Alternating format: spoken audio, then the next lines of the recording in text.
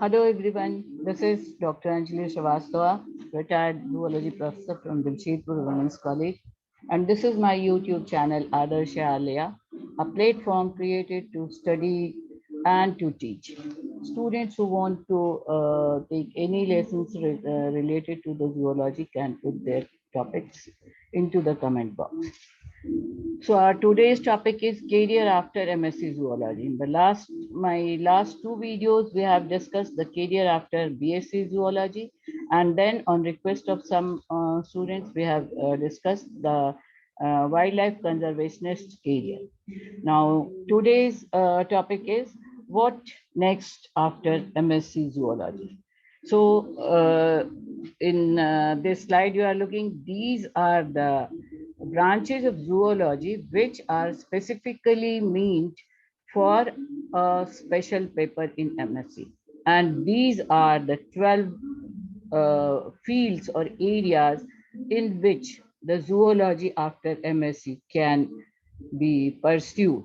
So let us see one by one. इसके पहले students, we have seen कि zoology क्या है, study of animals, और zoology के कितने branches हैं, conventional और traditional branches and applied branches.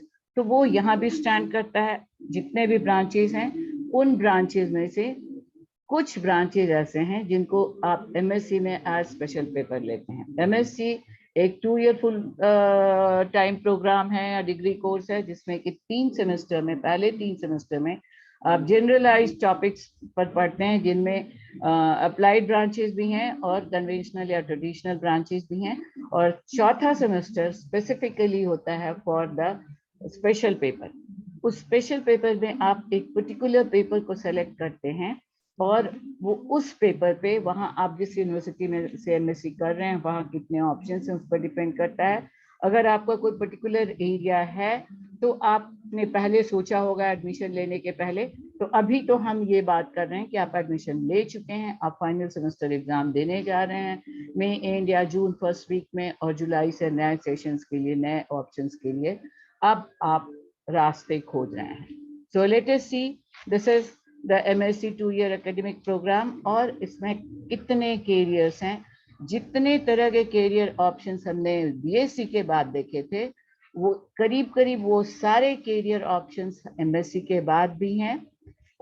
जैसा हमने बीएससी में देखा था, हम यहाँ पर भी डिवाइड कर सकते हैं कैरियर ऑप्शंस। जूलॉजी के हायर स्टडीज में जा सकते हैं, जॉब ऑप्शंस को सेलेक्ट कर सकते हैं, बोथ को सेलेक्ट कर सकते हैं कि प्रोफेशंस को, जॉब ऑप्शंस के साथ साथ कुछ ऑफ कोर्स एमएससी के बाद थोड़े लिमिटेड एरियाज हो जाते हैं, क्योंकि एमएससी का मतलब ये माना जाता है कि अब आप एक पर्टिकुलर सब्जेक्ट में, जूलॉजी में मास्टर्स की डिग्री ले चुके हैं, that is now you are the zoologist.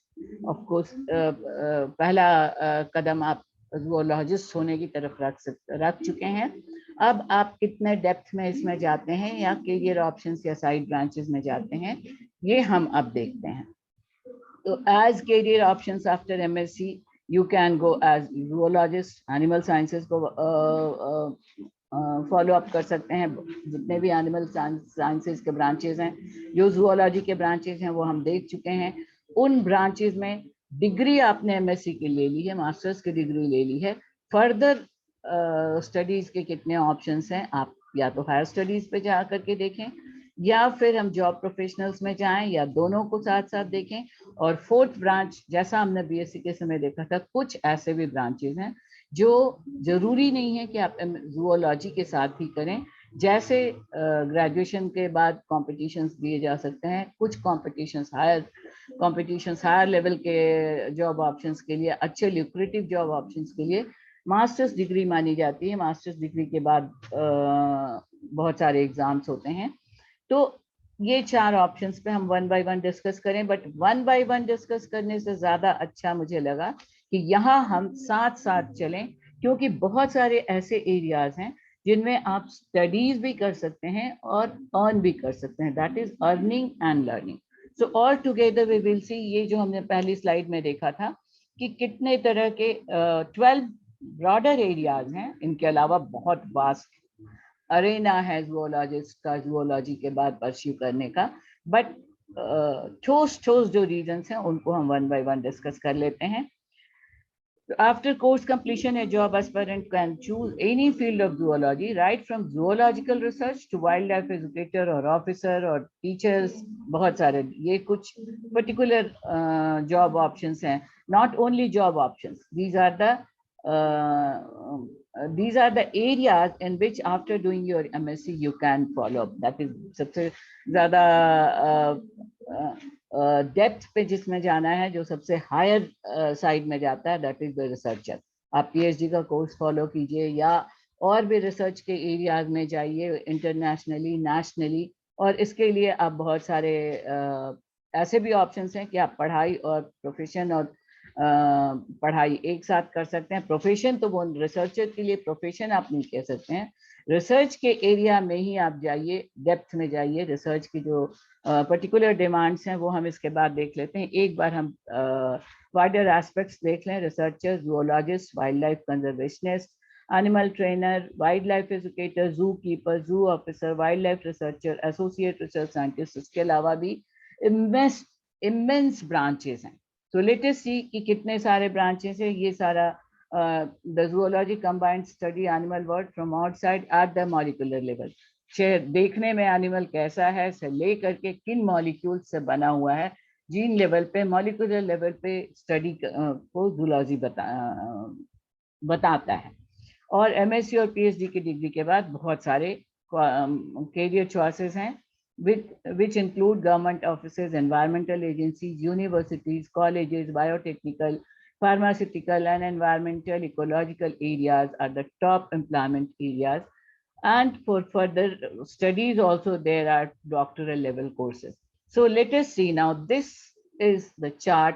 ये चूंकि मैंने कलरफुल लग रहा था, अच्छा लग रहा था, तो इसलिए मैंने इसको लिखने की जगह इसको इमेज कॉपी कर लिया है. But when I have gone through it, I have seen there are a lot of spelling mistakes जिनको मैंने करेक्शन कर दिया है. मैं मुझे अभी भी ये दिखने प्रेजेंट करने में बड़ा खूबसूरत सा लग रहा था, इसलिए मैंने इसे वन बाय वन लिखा नहीं है. बट कहीं कहीं पे ये जो लिखा हुआ है यहाँ करेक्शंस हैं. और इनके अलावा जो अप्लाइड साइंस के ब्रांचेस हैं, these are some of the branches जिनको आप फॉलो करी होंगी. इनमें से ही कुछ ब्रांच आपने चुना होगा एज अ स्पेशल पेपर जब आप एमएससी का 4th सेमेस्टर एग्जाम देने जा रहे थे. क्योंकि स्पेशल पेपर का एरिया जब होता है तो उसमें एक पर्टिकुलर ब्रांच चुना जाता है.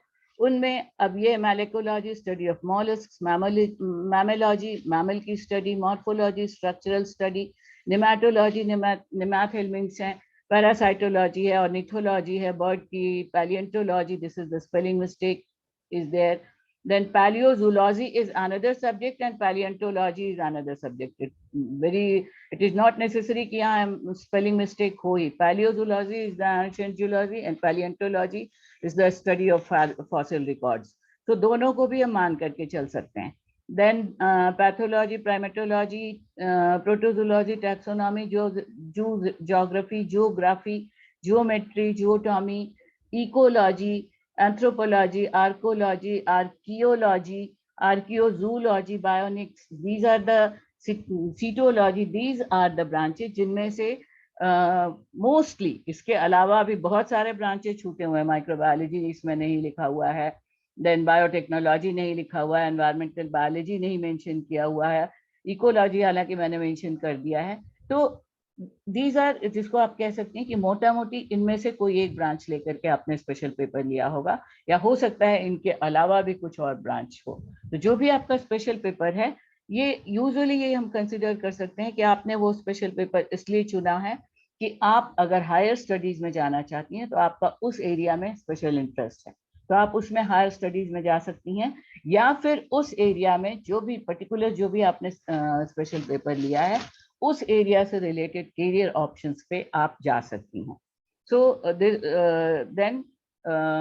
then before we enter into the career scopes, I would just like to mention here, you can go through these exams जिनमें आप एंट्रेंस के टेस्ट के बाद एडमिशन होता है, post graduation and after post graduation MS या post doctoral level के, research के लेवल के कोर्सेज के लिए ये कुछ एग्जाम्स हैं. This is just I have given you. अगर आप इंटरेस्टेड हैं एग्जाम्स दे करके परस्यू करने में फर्दर करियर को एमएससी के बाद, तो you can go through these particular exams जिनके थ्रू आप डिफरेंट करियर ऑप्शंस चुन सकते हैं. आईआईटी में जैसे एमएस की डिग्री मिलती है, बीएचयू में पोस्ट ग्रेजुएशन की डिग्री मिलती है, और इनके अलावा नेट का एग्जाम है सबसे important exam, national eligibility test, और उसके बाद जिसके थ्रू आप डायरेक्ट जॉब में एंटर कर सकते हैं. ऑफ कोर्स डिग्री लेवल के गवर्नमेंट कॉलेजेस के लिए, लेक्चरशिप के लिए या असिस्टेंट प्रोफेसरशिप के लिए आपको पीएचडी की डिग्री जरूरी होती है. बट प्राइवेट कॉलेजेस में और बहुत सारे +2 लेवल के लेक्चरर्स के लिए आप डायरेक्ट नेट की एलिजिबिलिटी क्रैक करके आप उन इंस्टीट्यूशंस में जा सकते हैं. फिर सेंट्रल स्कूल्स में, केंद्रीय विद्यालय में बहुत सारे ऐसे हायर लेवल के स्कूल्स हैं, +2 लेवल के स्कूल्स हैं, जिनमें आप डायरेक्ट असिस्टेंट प्रोफेसरशिप के लिए एलिजिबल हो जाते हैं. अगर बट वहाँ पे आपको एक और क्वालिफिकेशन की जरूरत होगी, टीचर्स ट्रेनिंग की. बैचलर ऑफ एजुकेशन या मास्टर्स ऑफ एजुकेशन की डिग्री भी एक आपको लेनी होगी, जो 2 ईयर की डिग्री है. उसको अगर आप ले लेते हैं तो equivalent to college degree level lecturers हो जाए, असिस्टेंट प्रोफेसर की नौकरी आपको मिल सकती है. So and apart from that these are certain examinations जिनके बाद आप higher level of studies, MSc के बाद के स्टडीज या प्रोफेशनल ट्रेनिंग्स में आप डायरेक्ट एंट्री कर सकते हैं. So now let us see, these are the 12 broader areas in which you can go after doing MSc in zoology. तो वन बाय वन हम देखें. सबसे पहला एकेडमिक रिसर्चर. रिसर्चर अब ये एक सबसे इम्पोर्टेंट और सबसे ल्यूक्रेटिव एरिया है, जिसको बहुत अट्रैक्टिव, बहुत प्रेस्टिजियस, बहुत ग्लोरियस, बट बहुत मेहनत करने वाला एरिया, टाइम टेकिंग. अगर आपके पास कैपेसिटी है, जील है, एंथुसियास्टिक हैं, आगे पढ़ना चाहते हैं, और आप अफोर्डेबल हैं. ऑफ कोर्स बहुत सारे एरियाज हैं जिनमें आप फिर से स्कॉलरशिप वगैरह के लिए अटेंड कर सकते हैं, फेलोशिप ले सकते हैं, बट इनिशियली तो आपको इन 5 चीज़ों का होना जरूरी है. तब आप रिसर्चर, एकेडमिक रिसर्चर या डॉक्टरेट लेवल के लिए आगे बढ़िए. अदरवाइज मेरा पर्सनल एडवाइस यही है कि आप इस लाइन के अलावा जितने भी बाकी के जो 11 एरियाज हैं, उनमें आप सीधा एमएससी करके डायरेक्ट प्रोफेशनल एरिया में जा सकते हैं. इस एरिया में जाने के लिए आपको पेशेंस रखना होगा, आपको अफोर्डेबिलिटी अपनी देखनी होगी, आपको डेप्थ में जाना होगा, और बहुत सारे आपको एग्जाम्स निकालने होंगे, जिनमें सबसे पहला है, अगर आप डॉक्टरेट, प्रॉपर डॉक्टरेट के लिए जाना चाहती हैं, तो आज के दिन में यूजीसी ने बहुत सारे नियम बना दिए हैं. सबसे पहले आपको different universities, different state level के पीएचडी के courses, entrance examination for PhD, उसको निकालना होगा. उसके बाद आपको इंटरव्यू फेस करना होगा. रिटन एग्जाम निकालने के बाद एक इंटरव्यू फेस करना होगा. उस इंटरव्यू में आपको एक सिनॉप्सिस बनानी होती है अपना. जरूरी नहीं है कि जिस टॉपिक पे आपने सिनॉप्सिस बनाया उसी पर रिसर्च करें, बट ज़्यादा सजेस्टेबल यही होता है कि वैसा ही सिनॉप्सिस बनाइए, ताकि आपका जो इंटरव्यू लेने वाले हैं वो इम्प्रेस हो सकें, उनको आपका एरिया ऑफ इंटरेस्ट पता चल सके. तो इसलिए एक सिनॉप्सिस, इसके पहले हम एक वीडियो में बता चुके हैं कि सिनॉप्सिस कैसे बनाना चाहिए पीएचडी कोर्स के लिए. उस इंटरव्यू क्रैक करने के बाद जब आपका सिलेक्शन हो जाता है, तब आपका अभी भी आप रजिस्टर्ड नहीं हो सकते हैं. इसके पहले आपको यूजीसी के से तय किए हुए सिलेबस के अनुसार 6 मंथ कोर्स वर्क करना होगा. उस कोर्स वर्क के बाद आपको एक एग्जाम देना होगा. उस एग्जाम में आप पास हो जाते हैं, तब जाकर के आपको, या तो आप जिस यूनिवर्सिटी में सेलेक्ट हुए हैं वहाँ से यूनिवर्सिटी लेवल से आपको गाइड प्रोवाइड किया जाए, या आप पर्सनल लेवल पे अटेंड करें, गाइड चुनें, और तब आप रजिस्टर्ड हो सकते हैं उस यूनिवर्सिटी के रेगुलेशंस के तहत. पीएचडी के लिए आपका एंट्री होगी, आपकी रजिस्ट्री होगी, and then minimum 3 years. 3 years में बहुत ही कम, और ख़ास तौर से 3 इयर्स में तो परमानेंट टीचर्स ही अलाउड हैं अभी तक यूजीसी के लेवल पे, जितनी मेरी जानकारी है, थीसिस सबमिट करने के लिए. अदरवाइज 3 इयर्स से तो ज्यादा होना ही चाहिए, और काम इतना होता है पीएचडी लेवल का कि बहुत मुश्किल है 3 साल में। 2 साल का तो आपको काम ही करना होगा, उसके बाद बीच बीच में आपको इंटरवल पे रिपोर्ट्स पेश करने होंगे, मिड इंटरवल पे आपको सेमिनार्स प्रेजेंट करने होंगे, अपना काम का प्रोग्रेस दिखाना होगा, हर बार आपको जो डिजायर्ड रिक्वायरमेंट्स हैं, लेवल्स हैं, वो क्रॉस करने होंगे। So it is a very long process but very charming, बहुत अट्रैक्टिव प्रोसेस है। अगर आप में पेशेंस है, अफोर्डेबिलिटी है, मेहनत करने की झील है, इंथुजियाज्म है, तो डेफिनेटली डॉक्टरल के लिए जाइए। अब यहीं पे मैं बता रही थी कि प्रोफेशन, अर्निंग एंड लर्निंग भी साथ साथ हो सकती है। बहुत सारे फेलोशिप्स हैं। अगर आप बताएंगे, आप चाहेंगे तो मैं एक अलग क्लास में कितने तरह के नेशनल लेवल के स्कॉलरशिप्स हैं, इंटरनेशनल लेवल के स्कॉलरशिप्स हैं, फेलोशिप्स हैं, इंटर्नशिप्स हैं, और सबके बाद लोन की फैसिलिटी है, जिनको अवेल करके आप अपनी स्टडीज रिसर्च को आगे बढ़ा सकते हैं। और आफ्टर अ सर्टेन लेवल आप साथ साथ एजुकेशन, जिस इंस्टीट्यूशन में आप रिसर्च कर रहे हैं वहाँ पे भी आप टीचिंग साथ साथ आपको अलाउ किया जा सकता है। अब्रॉड में इंटरनेशनल तो बहुत सारे यूनिवर्सिटीज हैं जहाँ पे एकदम अलाउड होता है, फेलोशिप भी मिलती है और साथ साथ पार्ट टाइम जॉब्स भी मिलते हैं। तो इस तरह से ये academic researcher area higher study का मोस्ट ब्राइटेस्ट एरिया है। इसमें पर आप तब जाइए जब आपके पास समय हो, धैर्य हो, अफोर्डेबिलिटी हो, आपके पास रिसोर्सेज हों जिनसे आप कम से कम 5 साल के लिए अपना सर्वाइवल और स्टडीज का फेलोशिप कर सकें। तो this is the most lucrative area, most attractive area and most prestigious area. Then comes second is the academic teacher. जैसा मैंने कहा, आप बिना पीएचडी की डिग्री के भी एंटर कर सकती हैं। नेट क्वालिफाई करना होगा आपको, कर सकती हैं या कर सकते हैं। एक नेशनल एलिजिबिलिटी टेस्ट आपको निकालना होगा, उसके बाद आप +2 लेवल तक बिल्कुल एलिजिबल हो जाते हैं असिस्टेंट प्रोफेसर के सिलेक्शन के लिए। प्राइवेट कॉलेजेस में आपको चांसेस प्रॉपर डिग्री कोर्सेज में भी मिल सकते हैं विथ सम कंडीशंस कि इतने दिन में आपको पीएचडी की डिग्री कर लेनी होगी। पहले तो गवर्नमेंट कॉलेजेस में भी दिया जाता था, बट अब गवर्नमेंट इंस्टीट्यूशंस में, गवर्नमेंट डिग्री कॉलेजेस में लेक्चरशिप के लिए या असिस्टेंट प्रोफेसरशिप अब जिसको कहते हैं, आपको पीएचडी की डिग्री होनी ही चाहिए।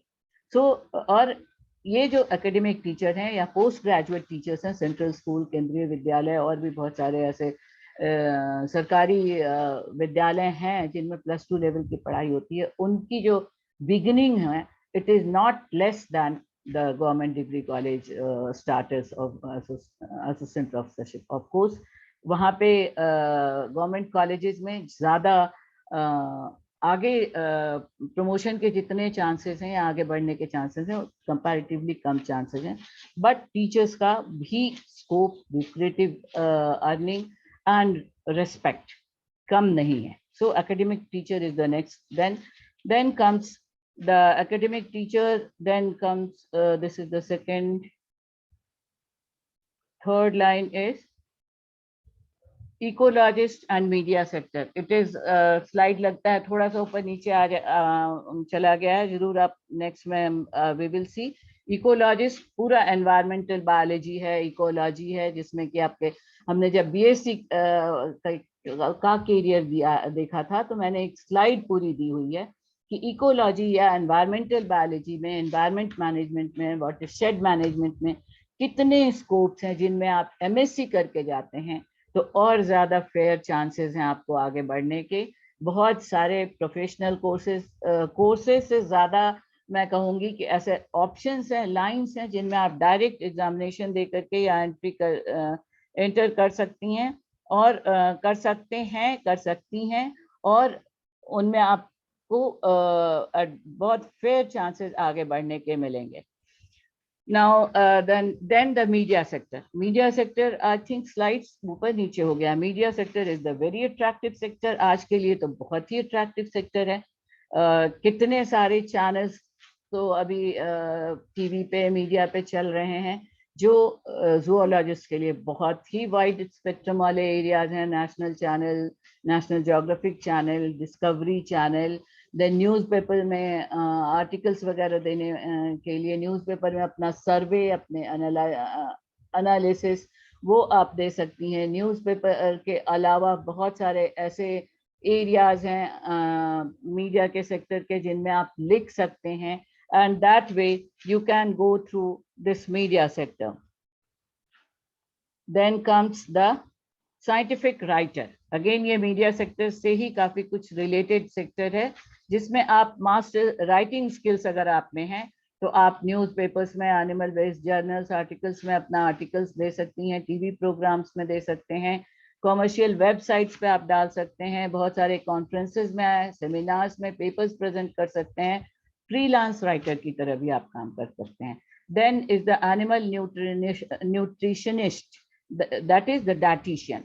डाइटिशियन का भी कोर्स है, इसमें अलग से भी आप देख सकते हैं। You please go through the BSc career options also, क्योंकि इतना समय हमारे पास नहीं है कि हम एक एक चीज जो वहां मैंने डिस्कस किया फिर यहाँ डिस्कस करें, बट बहुत सारे ऐसे कोर्सेज हैं जो वहाँ बीएससी लेवल पे भी हैं, यहाँ एमएससी लेवल पे भी हैं, और पोस्ट एमएससी के बाद जाइएगा तो चांसेस ज्यादा ब्राइटर हैं। एनिमल न्यूट्रिशनिस्ट का काम है यूजुअली ऐसे एरियाज में जाना, मान लीजिए जू हैं, जूलॉजिकल पार्क्स हैं, यूनिवर्सिटीज, कंपनीज हैं, जहाँ एनिमल प्रोडक्शन के पोल्ट्रीज हैं, पोल्ट्री फार्मिंग है, एपीकल्चर है, हनी बी कल्चर है, जहाँ पर भी एनिमल्स के को पेट करने का, उनसे करियर ऑप्शंस उनमें खोजने का, एंटरप्रेन्योरशिप में भी आप इसमें जा सकती हैं। तो एनिमल्स को ग्रो करा के उस ऑप्शन के थ्रू अपने करियर को एडवांस कराने के करियर में एनिमल्स को कैसा फीडिंग मिलना चाहिए, कैसा फूड मिलना चाहिए, उनकी सर्वाइवल के लिए, उनके वेल बीइंग के लिए, उनकी प्रोडक्टिविटी बढ़ाने के लिए क्या किस तरह का फूड का होना चाहिए, that is the area in which the animal nutritionist works. And in which areas this nutritionist may get chance for careers are government areas, public health organizations, animal welfare ventures, research institutions, universities, companies indulge in production of animal based products, like the dairy products, like the silk products, like the lac culture and lac products, then honey and honey related wax, and so many things are related to the apiculture. So this is the another important. Now the very important and very attractive next area is the marine biologist. अगर आपने MSc environment में किया हुआ है या water related किसी field से आप बड़ी हैं, तो मेरीन बायोलॉजिस्ट का भी एक बहुत ब्राइट एरिया है, बहुत ब्रिलियंट एरिया है, जिसमें आप को घूमने के भी बहुत चांसेस मिल सकते हैं। सी से अगर आप फैसिनेट होती हैं तो ये एक बहुत अच्छा एरिया है। Calmness of oceanic life as well as access the magnitude of their impropriety. That is the marine area. Then environmental consultants, environment के बारे में अब हम यहाँ पे फिर बहुत डिटेल्स में नहीं जाएंगे, as I have told you हम देख चुके हैं काफी कुछ।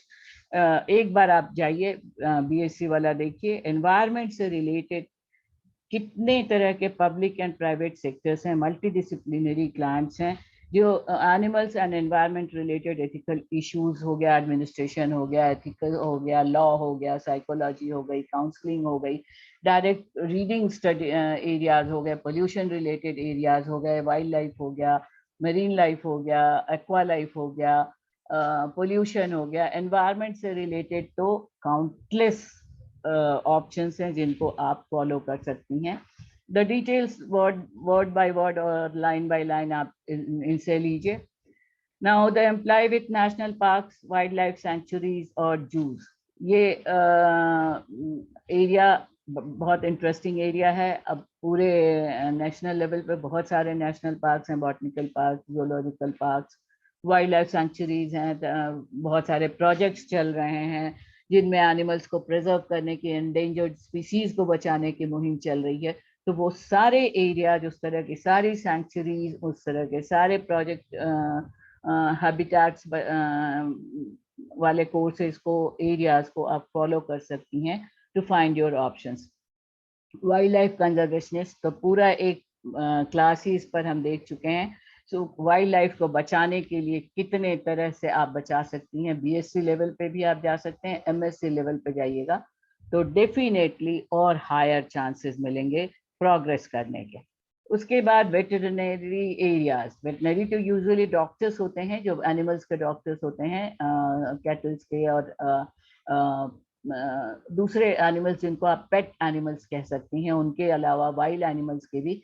But apart from that MBBS veterinary doctors course, आप बहुत सारे एरियाज हैं जिनको आप एमएससी के बाद भी फॉलो कर सकती हैं, और बहुत सारे गवर्नमेंट एंड प्राइवेट सेक्टर्स हैं, इंस्टीट्यूशंस हैं, ऑर्गेनाइजेशंस हैं, लेबोरेटरीज हैं, टेक्निकल इंडस्ट्रियल एरियाज हैं जिनमें आप एज वेटरेरियन आप ऑप्शन मिल सकते हैं आपको।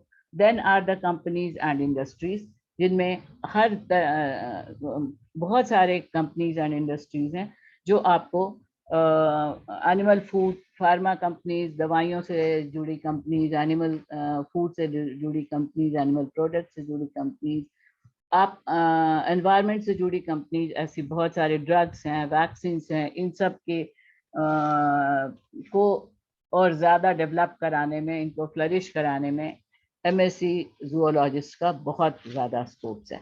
And then the last are the others, these are the employment opportunities also available with some other domains like medical laboratories, fisheries, aquaculture, जिसमें अभी फिशरीज से एक क्वेरी आई है कि फिशरीज अगर स्पेशल पेपर है तो क्या क्या स्कोप्स हैं, तो वो इसके बाद वाले क्लास में हम देखेंगे। Then these are also aquaculture, museum services, hatcheries, agricultural department, forest department, scientific civil services, herpetology, forensics, और जितने भी इसके पहले हमने देखे थे ब्रांचेस, इन सारे ब्रांचेस में कैरियर ऑप्शंस बहुत ज़्यादा हैं।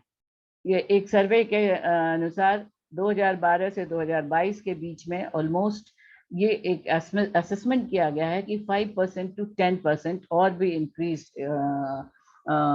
डाटा अवेलेबल हैं।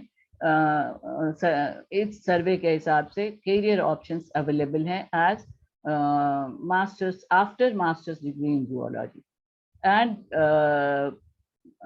the applicants required to remain updated। अगर आप मैंने जैसे मैंने आपको कहा था कि लास्ट ऑप्शन जिसमें आप सिर्फ एमएससी जूलॉजी के एरिया में भी जा सकती हैं और अदर कॉम्पिटिशन्स में भी जा सकती हैं, दैट इज स्टेट लेवल के कॉम्पिटिशन्स हो गए, पीएससी, एसएससी और यूपीएससी, इन सब में अपियर हो सकती हैं आप। So these are the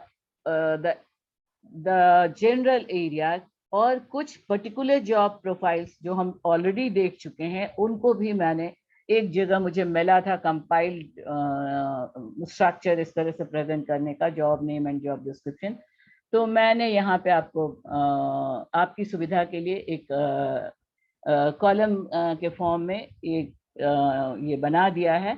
You can go through these zoologists, animal biologists, ये सारा तो हम लोग देख ही चुके हैं। So in the last, some general points to be noted for zoologists for brighter aspects, उनमें क्या क्या specific abilities आप अपने अंदर डेवलप करिए। एनालिटिकल एबिलिटी, ये रिसर्च से लेकर के किसी भी तरह का एनालिटिक स्टडीज वाला, डाटा बेस्ड स्टडी वाला, सर्वे बेस्ड स्टडी के लिए जब आप जा रहे हैं तो आप में एक ये डेवलप, अगर आप में ये एबिलिटी काफ़ी अच्छी है, you are very good in surveying or presenting the analytic abilities, data-based abilities, then it will be very much helpful for your very bright job prospects. Then robust physical endurance, especially when job profile demands site visits, sympathy to deal, communicate with animals. These are certain other specific qualities that you require. Then is the salary trained. Salary trained students, you know, अगर आप government sectors में जाती हैं तो definitely वो अगर कम से भी शुरू होता है, 25-30 हज़ार से भी शुरू होता है, तो अगर आप बढ़ने के अच्छे फेयर चांसेस हैं। Steady but slow but steady growth आपको मिल सकता है। और प्राइवेट सेक्टर्स में डेफिनेटली 10, 12, 15 हज़ार से ही शुरू हो सकता है, हायर स्टार्ट भी आपको मिल सकता है। बट प्राइवेट सेक्टर्स में ये एक बहुत बड़ा पॉजिटिव पॉइंट है कि आप अगर एडिशनल क्वालिटीज अपने आप क्वालिफिकेशंस डेवलप करती जाती हैं, कुछ डिप्लोमा कोर्सेज, कुछ सर्टिफिकेट कोर्सेज, कुछ अपने एक्सपीरियंस से अपने आप को कुछ अपनी स्पेशलिटी शो करती हैं, लीग से हट के अपने को प्रूव करती हैं, तो बहुत अच्छे चांसेस आपको मिल सकते हैं। So in the last we can see, choose a job you love and you will never have to work a day in your life. ये कहीं से कोट लिया है मैंने, as it is I found. आप अपने इंटरेस्ट का काम चुनिए, फिर आपको एक दिन भी नहीं लगेगा कि आपको काम करना पड़ रहा है। आपको लगेगा कि आपको अपना इंटरेस्ट का जगह मिल गया है, जहां आप आराम से अर्निंग भी कर रही हैं, लर्निंग भी कर रही हैं, और लाइफ लग्जरीफुल भी है और मीनिंगफुल भी है। So this is about the career options. Of course, students, it is very limited. अगर इसके एक एक पार्ट को देखिए, मैं जानती हूँ कि आपको डिस्कस करना है। अगर आप करियर ऑप्शंस में एमएससी आप कर रही हैं, तो आपको पॉइंट वाइज आगे बढ़ना पड़ेगा।